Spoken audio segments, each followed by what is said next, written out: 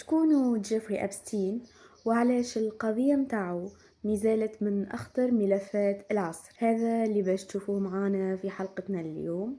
وخليني نقولكم على حاجة صغيرة قبل ما نبدأ الحلقة، اللي أني راني كل شيء باش نحكي عليه بصفة عامة، مناش ندخلوا في تفاصيل كبيرة، على خاطر رانا كل ما ندخلوا في تفاصيل أكثر كل ما نزيدوا نحس روحنا اللي احنا قاعدين نلوجوا على حاجة أخرى واللي هي ماهاش موجودة. وكما قاعدين تشوفوا في الأخبار اللي طالعة الكل، اللي نهار بعد نهار فما حقائق أكبر قاعدة تكشف.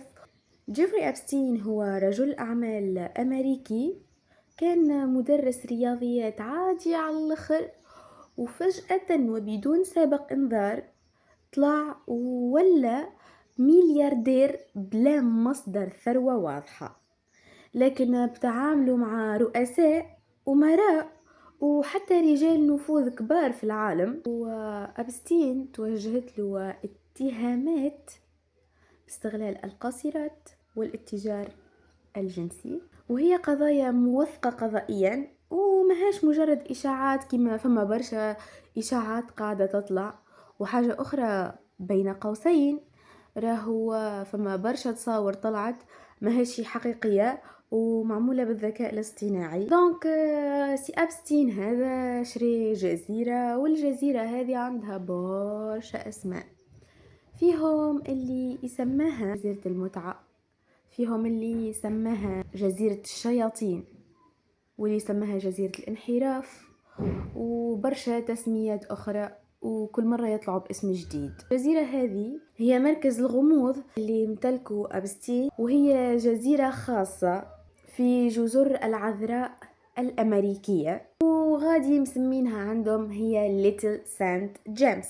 وبعد مدة إعلاميا عرفت إنهم سموها جزيرة الانحراف.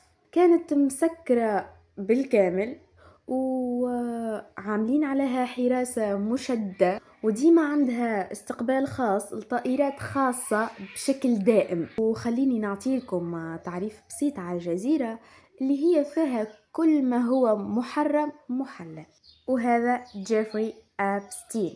أما هذا اللي تشوفوا فيه توا قدامكم هو أقذر رجل في العالم. شكون اللي موجود في قائمة الأسماء اللي تعامل معاهم جيفري أبستين طول المدة اللي كان يعمل فيها في القذارة متاعه وفي الوساخة متاعه؟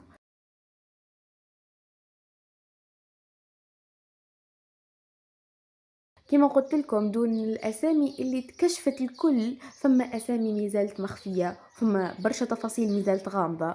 كيف هذوما تصاور أبرز اللي تعامل معاهم واللي خلينا نقولوا تفضحوا. يا سيدي توا خليني نعطيكم ملخص الحكاية. إسرائيل في السبعينات جابت أبستين وحضرته على أكبر عملية مسخة في تاريخ البشرية، واللي اسمها ملفات أبستين. سي جيفري أبستين بعثوه الموساد باش يقوم بخدمة لإسرائيل ويجمع أكثر عدد ممكن من صور وفيديوهات فاضحة الناس عندهم وزنهم في الكرة الأرضية من ناحية مادية وإلا سياسية، باش يتحكموا هما في قرار ومصير العالم. دونك كيما كنت نحكي لكم على أبستين كيف إنه والجزيرة متاعه، الجزيرة متاعه هذه تصويرتها وحضرها من بيوت الضيافة، من الدار اللي يعملوا فيها الاجتماعات، من المقر اللي تهبط فيه الطيارات الخاصة. وكما كنت نقولكم بكري اللي جزيرة تاجر بالقاصرات بالبشر. وهنايا نتصوركم فهمتوا اللي هذه هي نقطة ضعف الطبقة البرجوازية وبين ظفرين المتعفنة. والفكرة الرئيسية هي اللي جينا للجزيرة نصوروه نبتزوه ومن بعد نعملوا فيه اللي نحبه ونطلبوا منه اللي نحبه ويعطينا اللي نحبه. وفما اللي ذكروا برشا في ملفات أبستين واللي هما الرؤوس الكبار، منهم ترامب اللي تذكر أكثر من 4000 مرة في ملفات أبستين، بيل جيتس، بين كلينتون، وإيلون ماسك اللي جست تشدت عليه محادثات كان باش يجي للجزيرة أما سطروا ربي ما جاش للجزيرة. الأمير أندرو وجيسلين ماك هو اللي تحكم عليه ب20 سنة على خاطركش هو المتهم الأول في إيصال القصيرات للجزيرة. حكاية أبستين بدأت تطلع من 2008 وتشد عام برك تهمة الاتجار بالبشر والدعارة. وفي 2019 شدوه في نيويورك، وبدأت الدوسيات باش تتحل وكل شيء باش يتكشف، أما لقوه مقتول في زنزانته. وسبحان الله، سبحان الله، الوقت هكا الكاميرات تعدم والحراس ظهروا لهم باش يرقدوا. وحسب آخر الأخبار اللي خرجت إنه هو قتل روحه ومات انتحارا. بالنسبة لي هذه نسميها لغة مضروبة، وتسكر الدوسي من وقتها. مع معلوماتي المتواضعة على الملف هذا، إلا إنه موساد ما عادش حاجته بيه، وأبستين مات باش ما يتكشفش خلينا نقولوا اليد اللي وراه، بحكم تسارع الأحداث في العالم التافه متاعنا. نعطيكم لمحة صغيرة على حادثة صارت نتصور تنجموا تفهموا بها كل شيء. كوشنر هو رجل أعمال يهودي خذ بنت ترامب إيفانكا، وهنا ترامب قربوا من السلطة، خاف لا يبتزوا، خلاه هو الحاكم الفعلي لأمريكا قبل لا يتم تهديده. والموساد خلاه واحل في ملفات أبستين إلى يومنا هذا، واخرتها جبدلو الدوسي في حكاية إيران والحرب الشاملة وهات ما كلاوي. الحكاية مش باش توقف لنا هنايا، على خاطر فما 200 ألف تصويرة هبطوا من موقع وزارة العدل متاع مشاهير مع قاصرات في حالات توصف بأوسخ مسار في الكرة الأرضية. مانيش نقولكم قريت شوية حاجات، خاطر حاولت نقرأ برشا حاجات وقريت برشا حاجات، مش في بالي باش نعطيكم كل المعلومات على القضية هذه، ما الحقيقة قريت برشا حاجات ما تتحكيش. دونك خليني نوريكم. السيد هذا ستيفن هوكينج، السيد هذا هو عالم فيزيائي بريطاني، برشا ناس تعاطفت معاه، قال شنو هو على كرسي متحرك، قال لك تعاطف إنسانية، أما هو ما يلزموش تعاطف الإنسانية. برشا الناس قالت لك هو ما عملش كيما ما عملوا الآخرين وما همش شادين عليه تصاور باش يبتزوه به. ايه هو ما عملش، خاطر ما نجمش يعمل حتى شيء.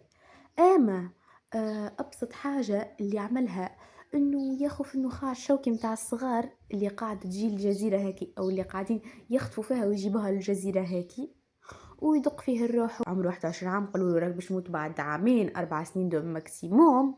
بيتحدى وقت الموت متاعه ويتحدى كل شيء، انه يقولك اني باش نعيش. ما ننكروش تعامل ابستين معه هو، ما ننكروش تعامل ابستين مع امير بريطانيا، ما ننكروش تعامل ابستين مع مؤسس شركة مايكروسوفت، مع ترامب.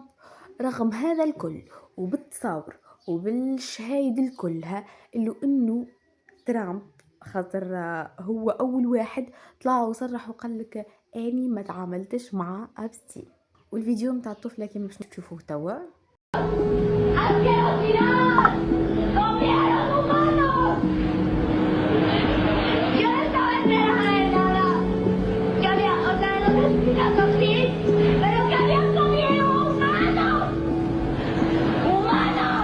الطفله مفقوده لتوا، الطفله لتوا ماهاش موجوده.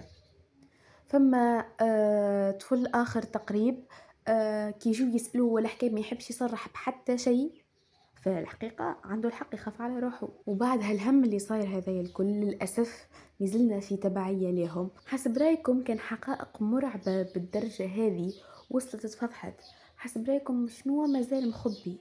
هل فما حقائق اكبر من هيك والا كل شيء تفضح؟ نجموا تعطوني رايكم في الكومنتات في القضيه هذه، او في حلقه اخرى.